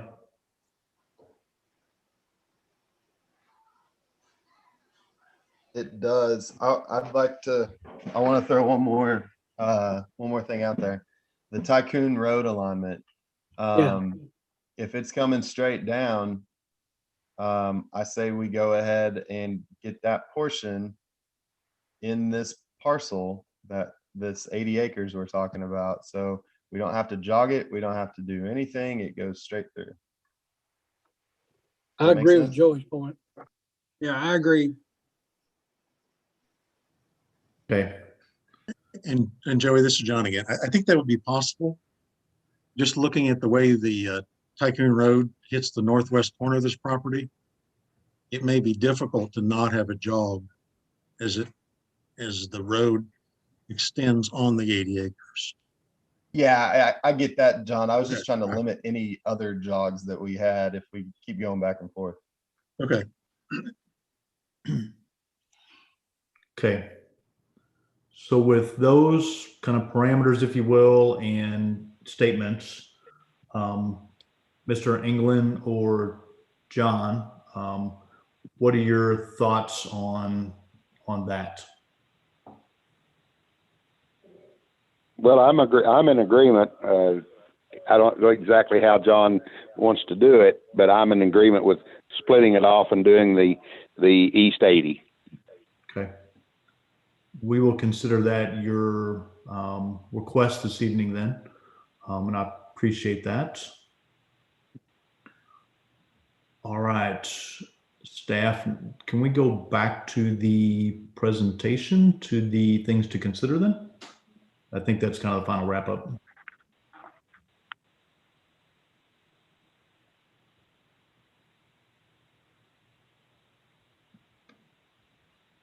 All right, before we consider a motion, are there any other comments or questions from any of the commissioners?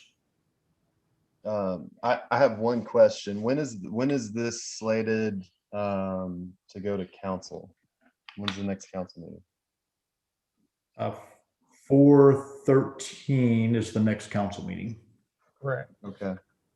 And then I guess it would be a question to staff if they feel comfortable reviewing it based on our discussion tonight to make sure that it lines up.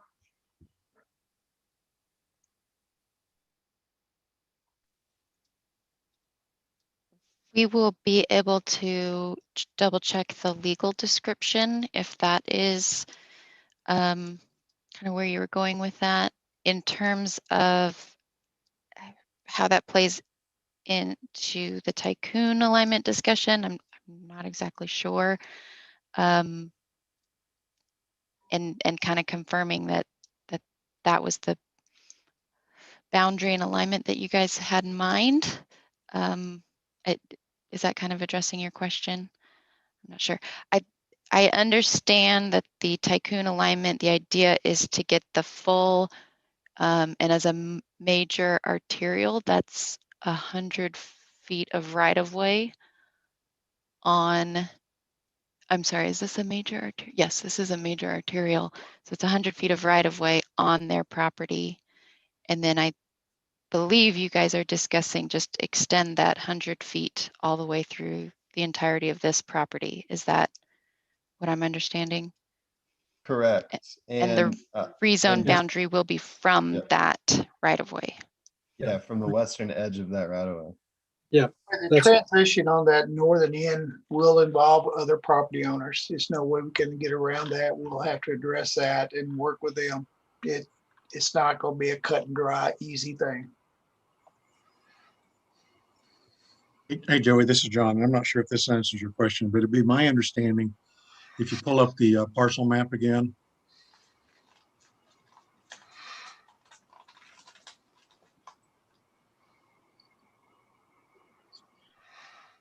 See the north-south west line of this 80 acres? The cursor is almost right beside it. We essentially would extend that line due south. Yep. And connect the Vaughn Road. That would be basically the western edge of the 80 acres. And I think it'll actually clip some of the separate parcel that's 5 acres to the south there. Right. And I think we're all okay with that in the effort to get a straight shot on that. Okay. And if Mr. Anglin is in agreement to that, I think that would be my understanding of what the 80 acres, the western boundary of the 80 acres would be. Yeah, and we're using 80 acres loosely, but yes. Yep. Yes. Does everybody agree with that? Yes. Yep. Okay. Yes. And just so I can understand, Joey, what you were saying about clipping the smaller parcel, essentially the line will line up with this parcel line on the south side, because that essentially lines up with this. I assume that's a section line. Yeah. Is that what you're saying? Exactly. Okay, so there'll be a sliver on this 5 acre piece that will be rezoned. Yes. The majority of it will stay agricultural. Yes, but that 5 acre piece, if I'm understanding correctly, was a part of the request tonight. Correct. Yep.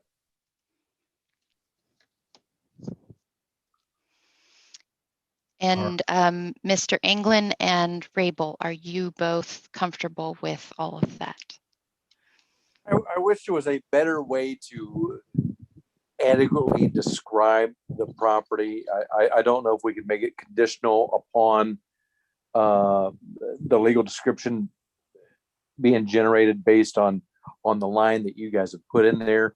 I'm okay with that, but what I don't want to run into is there be any dispute as to what that is prior to getting to city council.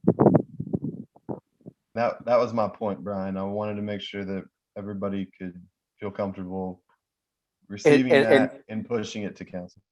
Right, and being with, there we go, and being an attorney and not a surveyor, I don't know if there's a way to better describe that based on what we have in front of us today. It's essentially holding the like John said, in the northwest corner, the north-south line of this property, running straight south until it hits Vaughn Road. So we're basing it on an existing parcel line, but running that parcel line due south until it hits Vaughn Road. Also a quarter section line, which may also help in the Yeah, and I think that's exactly it right there. Exactly right there. Yeah, Yep. that's the legal description right there, is to follow that section line from extending Tycoon to Vaughn. Okay, yeah, then in the motion, let's just get that section line in there, and I think that more likely than not cover us. Yeah, so that would basically be the east 80 acres of the whatever. If this is northwest, southwest, I can't tell where we're zoomed in, but. Hey, Joey, I just want to add, I have a good, clear understanding of it, and I'll make sure the council's well aware of it, and I'll give it to them well in advance. And Joey, this is John again, and I think maybe to answer Brian's question too. Yeah, we can write a meets and bounds description of the 80 acres, just as we've all discussed it, and staff can review that legal description prior to the council meeting. I think John knows exactly what we're getting at here. It's just, you know, being clear, and, you know, the virtual meetings certainly don't help us. Yes, I do think I understand what we're all talking about, and I think staff does too. And I think Mr. Anglin does too. And so we can prepare that meets and bounds description for the ordinance to be checked by staff.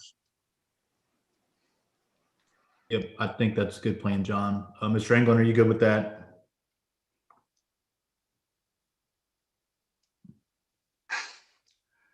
I like for everybody to look at that north end of this, though. We're looking at the constructability of this. We've got 3 other property owners there that we're anticipating and planning on. He's got this property sold more than likely, and it's going to be developed very quickly, and they'll be building that section of Tycoon Road. But we're going to be tying into something that doesn't align, because we have 3 different property owners involved there. That's not going to make that all match up. And when we construct that, that's going to be left to me to make that all match up. And that's kind of hard when these people are not wanting to sell or develop at that time. Well, yeah, Rick, I mean, I understand what you're saying. You can start calling and trying to get some right away, but also during the design process, you know, that's something that needs to be taken into consideration, is that connection based on what we have to work with right now. I just get stuck with all these, Joy, that you know, that we're building half a road and nothing matches up, and we've got tree lines with a half a road and everything else. It becomes a real problem. I got you, but we're going to be building a full road here, Rick. Yeah, but we run into nothing. It's better than no road. Yeah, I understand. I agree, but we got to build it. I understand. It's well, and I mean, either way, you're going to have that issue. Yeah. All right. I think we have everything cleared. I think we have clear direction for Mr. Weary and for staff to review before it goes to the council. If there's no other questions or comments, then I would entertain a motion for the rezone 2108, the Anglin properties. Again, it's A1 to R3 single family. I'm going to say it's approximately 80 acres until we get the meets and bounds and the full description. And the address is at 7728 Vaughn Road. This is John. I'll attempt the motion to rezone 21-08 Anglin property. A motion to approve this request, barring legal description and staff alignment of that description, defining the east 80 acres and the road improvements for connecting Tycoon north and south. This is Tony, I second. All right, we have a motion and we have a second. Todd, if you will do a roll call for me, please. Jeff, is this going to include the request for the FAA items pending a legal consult, the sound attenuation and those items? John, do you wish to include those as part of your? Yes, I would include that in as part of the motion as well. Thank you. I think it was what the 30 decibel consideration for building material and building construction. And Rick made if removing that 20 acres makes a change to that, but I think it's good to put it in the motion in case it's included. Okay. Thank you, John. Who seconded? Sorry, I didn't hear who seconded. Yeah, this Tony, I seconded. I maintain my second. All right. Todd, if you'll still do a roll call for me, please. You bet. Jerry Harris, Yes. Tony Davis, Yes. Amber Beal, Yes. Joey Engel, Yes. Ben Lewis, Yes. John Sessoms, Yes. Devin Murphy, Yes. Craig Langford, Yes. and Jeff Seifarth. Yes.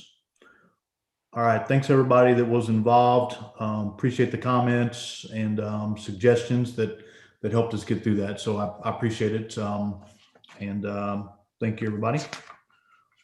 All right. Next on the agenda this evening is the Development 2103 Dairy Queen. This is Track D of Copper Oaks, Centerton Boulevard. It is C2, and it's 1.37 acres. And I would just entertain a motion to approve. Is the applicant on to give us an overview? You want a roll call, Jeff? Oh. I was hoping everybody would just do a toast or something. Is the applicant on to give us an overview? I'm here. This is John Odom. All right. Hey, John, do you want to give us just a brief overview of what you guys are wanting to do? I was pretty excited when you said just a motion to approve right away. Very good. Well, thank you so much. We'll make this one pretty simple here. I'd be happy to share my screen if it would help. I can kind of walk through the plans real quick if you'll give me permission to do that on your end. That's up to Nicole. I may be able to do that, but are your plans If not, I can different talk than about ours? that right there. That's fine. I can do that. We'll just stick with this right here. So this is the proposed site plan for the property. I'm sure you all know where this is in relation to the town here along East Centerton Boulevard there, bounded by Copper Oaks to the west, and then there's the Jake's Fireworks and the Waffle House to the east there. So we're proposing one building on the site, but it'll have 3 tenant spaces on it. The primary one, of course, is going to be the Dairy Queen project, which is in the that'd be the southwest corner of the 3 complex there. There'll be a kind of a small retail space directly to the east there. No tenant has been developed yet for that space. This is just strictly kind of speculative tenant space. And then to the south of that tenant space will be a kind of a common shared patio where we'll have seating for the Dairy Queen, as well as just, general seating out there if anybody wants to use it. Then the third and final tenant space will be an additional drive-through restaurant facility. Again, another speculative tenant space has not been developed of who will actually ultimately take that space. But we will be having a drive-through facility there. And then to the north of that space, which would be the tenant space, we'll have another patio out there that'll be exclusive to that tenant that's in that green space that as the cars kind of circulate around the drive-through facility there, that people will be able to cross that path of traffic there and then have ultimately tables and chairs out there as well. From a general site plan flow standpoint, this development along Centerton Boulevard has cross-access easements that travel across Waffle House to Jake's Fireworks, ultimately to the Dairy Queen project here, and then ultimately to the property to the west of here as well. So we will preserve those cross-access easements and make sure that they get kind of carried on as the property intended to be there. From a site circulation standpoint, Nicole's done a great job here of circulating all the different ways you can here. Is with the green line, obviously the cross access I just spoke about. Then there is also a cross access easement to the rear, which would be the northwest side of the property, that has been established prior to, so we'll maintain that as well for future development connectivity there. And then the blue area is the queuing line for what would be the 2 drive-through facilities. So the Dairy Queen has the longest drive-through facility. It'll stack cars almost two lengths of the site there. So plenty of queuing that we won't get impeding traffic backed up. And then the other quick serve restaurant drive-through facility will have a smaller stack of 4 cars there. But the intended use of that is not to have some sort of high volume restaurant going through there, that it's more catered to interior seating. Again, no restaurant's been established there, but that's our hope at this point. Plenty of parking on site provided for the 3 tenant spaces. Dumpsters at the rear of the property. We will be screening the perimeter of the facility from the residential uses to the north and also to what would be the east, with some nice landscaping going above and beyond the criteria that Centerton, I don't believe, has accepted that landscaping yet, but we're going to go ahead and adhere to the proposed landscaping ordinance. And then lastly on the site, one other item to mention at this time in the the southwest corner of the site, we are proposing going ahead and building a access onto Centerton Boulevard on the neighboring property. We have made contact with the neighboring property, and pending that all goes well tonight, we're going to get that easement going and get that drawn up and recorded. That way we can improve his property and also access customers through there and not have to rely solely on the properties to the east for access. And then we will also permit that new curb cut through State of Arkansas Department of Transportation. So with that, that's a pretty well overview of the site plan. Certainly, I'd be happy to entertain any questions that you may have. But as of right now, we've worked with staff diligently on this, and this is where our direction is going.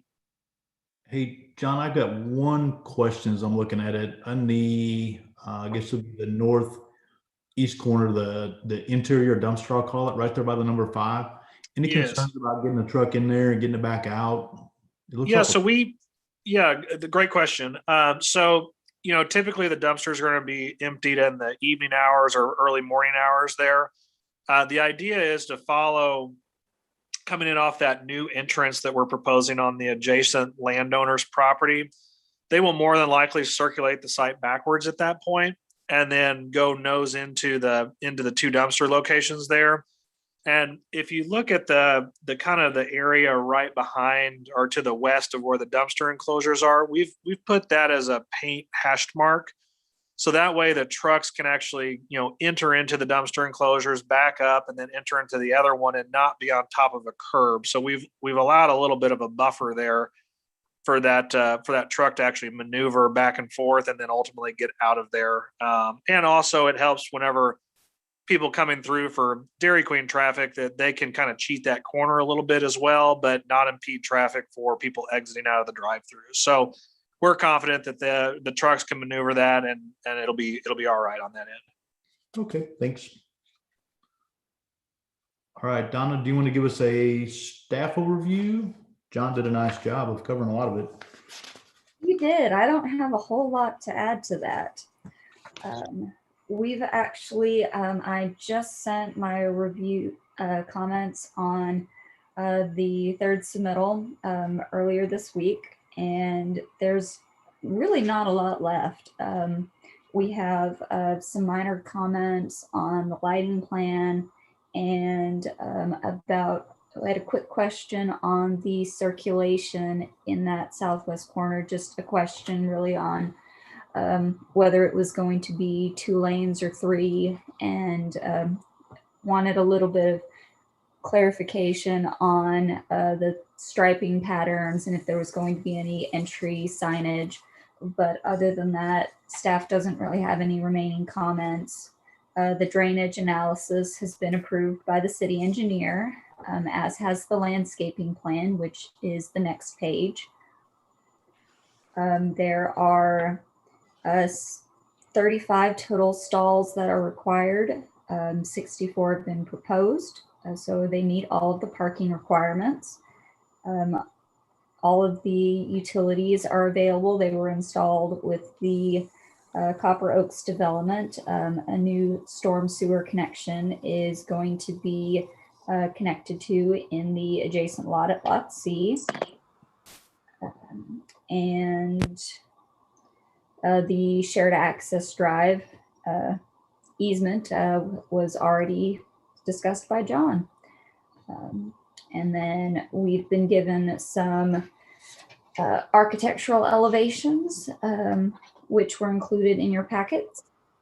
So you can see those. But other than that, staff has very few comments remaining. So this is a pretty simple one for you guys.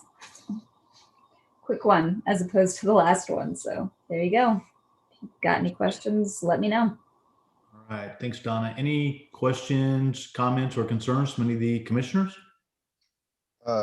Jeff, I have one. First of all, Mr. Odom, this is a really cool layout. I've been doing civil design for a long time. Haven't seen one with 2 drive-throughs with the circulation layout like this. I definitely like it.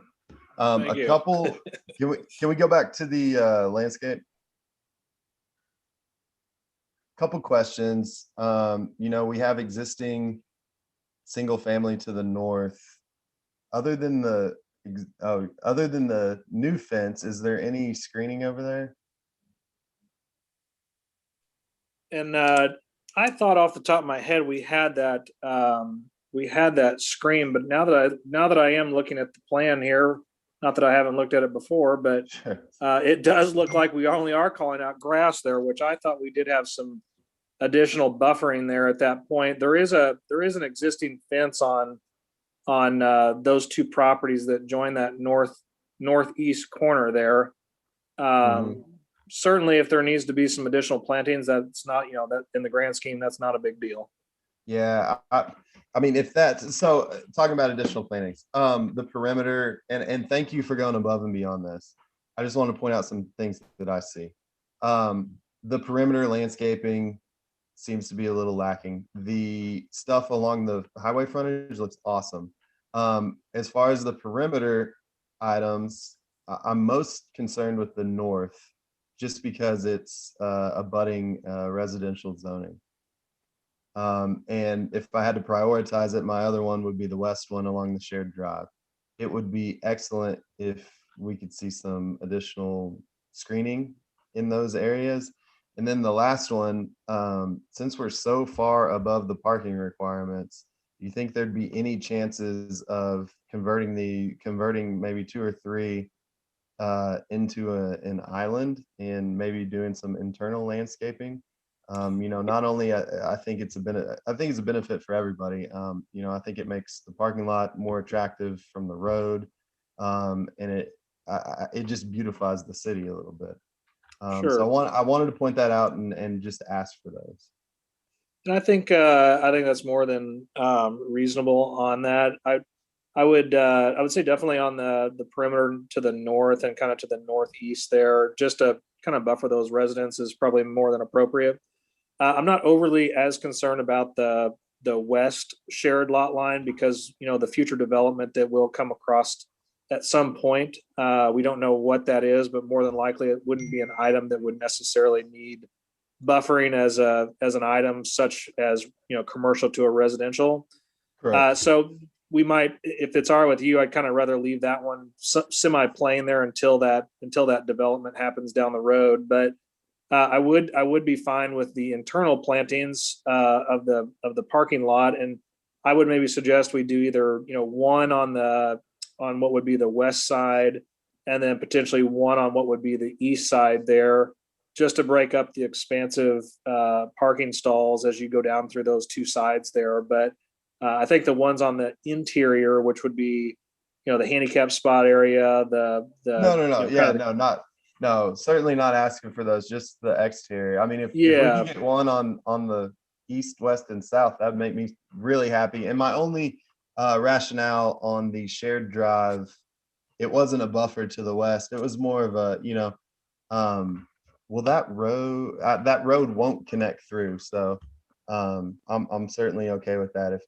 If you would be willing to help us out on the other items you listed, that'd be awesome. Okay, that's fine. Awesome. Thank you. You bet. Thanks, Joey. Any other comments or questions from any of the commissioners? All right. If not, then I would entertain a motion for the Dairy Queen Development Plan 2103. Again, it's track D of the Copper Oaks development on Centerton Boulevard. This is Joey. I'll make a motion to approve development 2103, the Dairy Queen. This is Jerry, second. All right, we've got a motion and a second. Is anyone opposed? All right, thanks, John. I appreciate it. Thank you, Donna, as well. Very good. Appreciate it. Look forward to it. Or your blizzards all around. I owe you one. That's Oh, right. I'm ready, man. Yeah, I'm ready. I was waiting for Joey to ask. I mean, he had a whole list. On that. Yeah. And those birthday cakes they have are good too. Absolutely. And pro tip, There'll be plenty. it doesn't even have to be your birthday to get one. Very good. Well, thank you all so much. Thanks, John. All right. Appreciate it. Next on the agenda this evening is Vacation 2101, Lot 71 of Tamaron. The Bell property vacating a 13-foot portion of an existing 25 rear yard utility and drainage easement, 1710 Sweetbriar Way. As a reminder, it is zoned R2 and it's a 0.25 acre lot. Is the applicant on to give us an overview?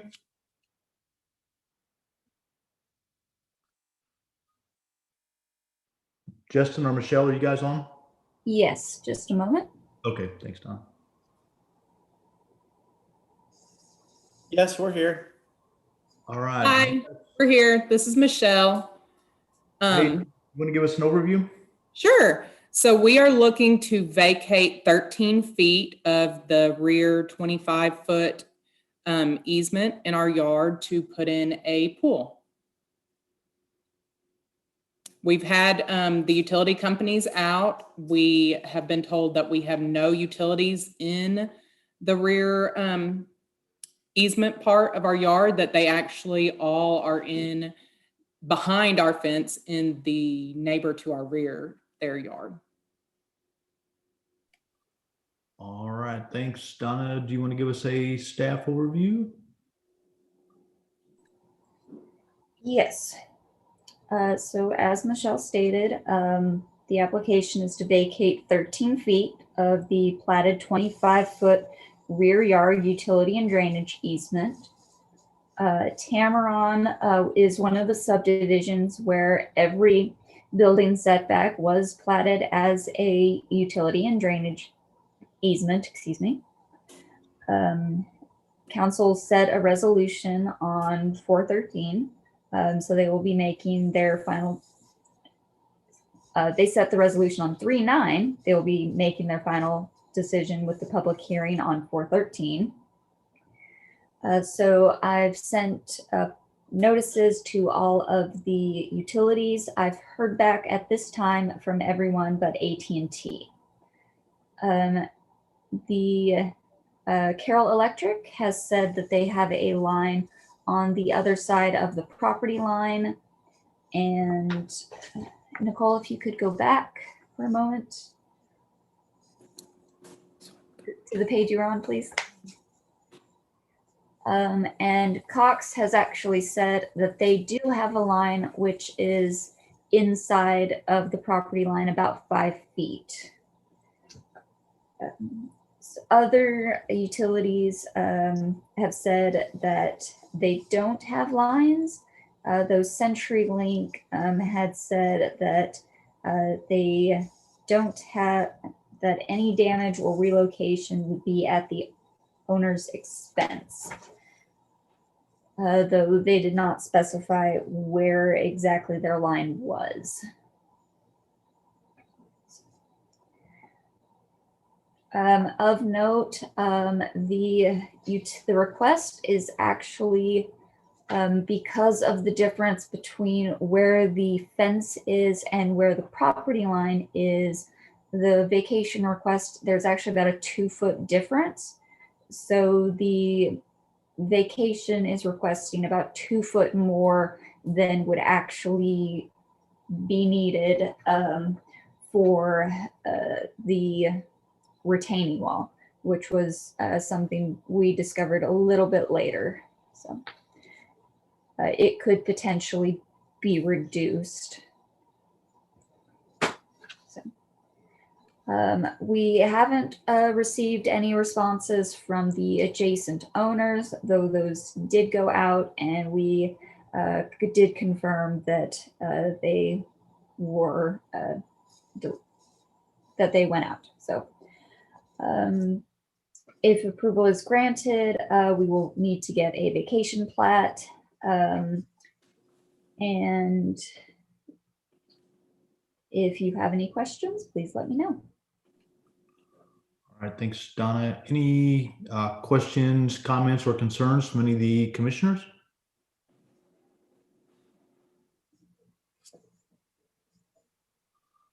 All right, if not, then I would entertain a motion for vacation 2101, lot 71 of Tamaron. Again, it's at 1710 Sweetbriar Way. This is Joey. I see no public utilities in there and everybody signed off. I'll make a motion to approve vacation 2101 at 1710 Sweetbriar Way. John, I'll approve. Second. We have a motion and we have a second. Is there anyone that's opposed? All right, thanks. Thank you, guys. Good luck with the pool. Thank you. We appreciate it. Thank you so much, guys. All right, just a few housekeeping things. I know we're running a little bit late tonight. There was an email that came out about some basic 101 planning. I know when I went down to pick up some stuff today, Donna was on it and I disrupted her, but there is, I think there's probably 5 sessions or so left on Tuesday afternoons. I think it starts at 3. So y'all should have received an email on that, and the training's free. So, so feel free to jump in there. Look at John. And so feel free to view that over the next couple of weeks if it's an opportunity for you. Again, I appreciate everybody's hard work tonight going through, the first thing on the agenda this evening. I think that was good, for us to work together, and it is hard, very, very hard, being virtual, but I think that was good work.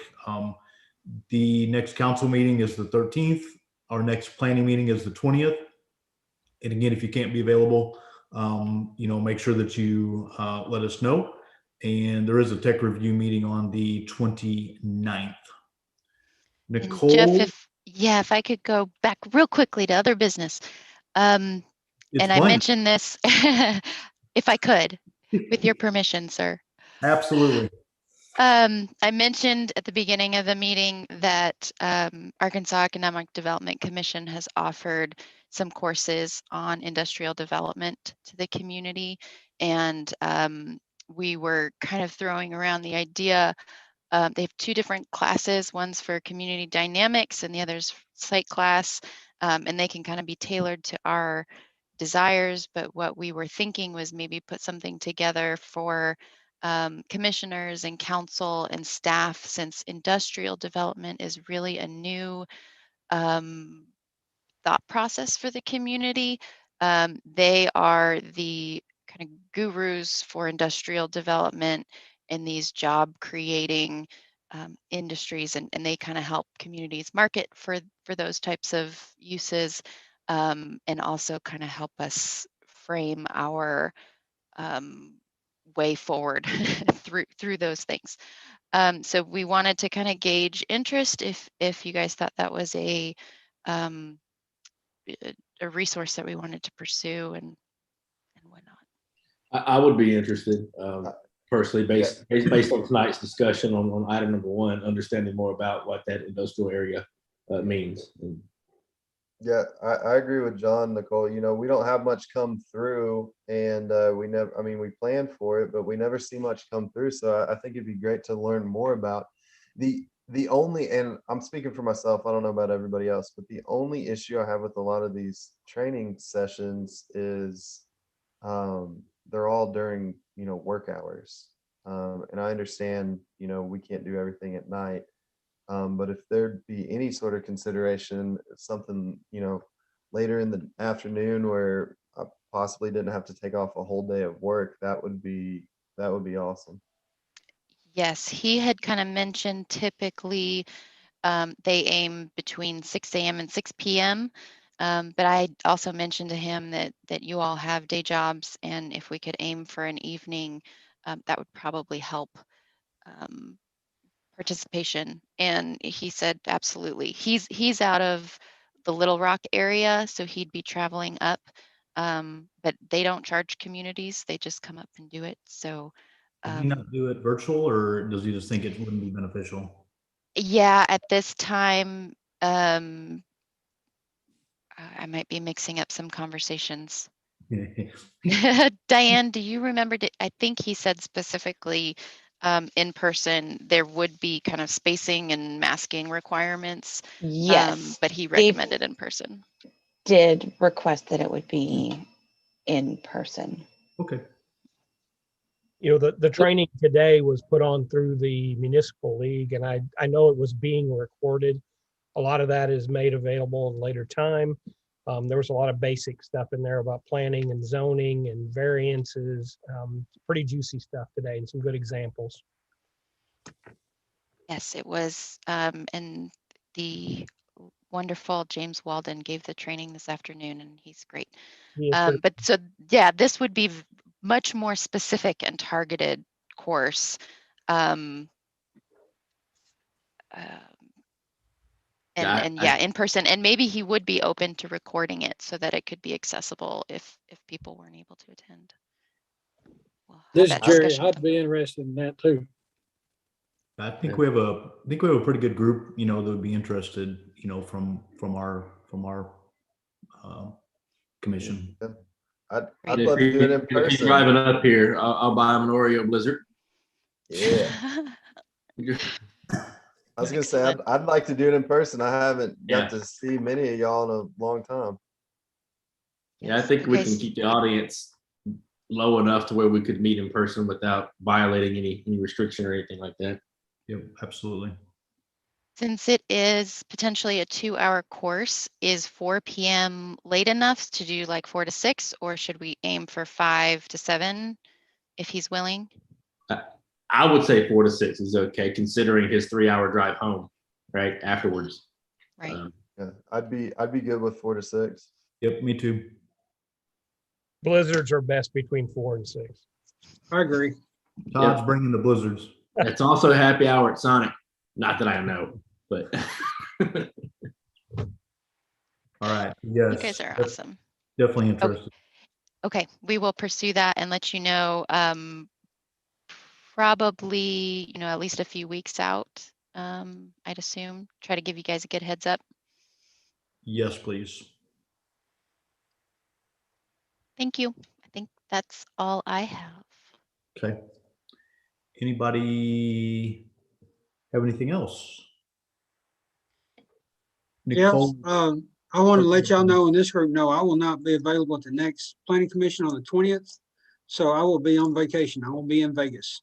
So I will not be attending next meeting. All right. I got 4 quarters I'll send with you if you're good with that. Yeah. Everybody give me your money. I'll tell you if you win or not. And what happens in Vegas stays in Vegas, right? Yeah. All right. We'll have a safe trip then. Nicole and Todd, can I get you for like 2 minutes after this? Certainly. Okay, thanks. Anything else for any of the commissioners?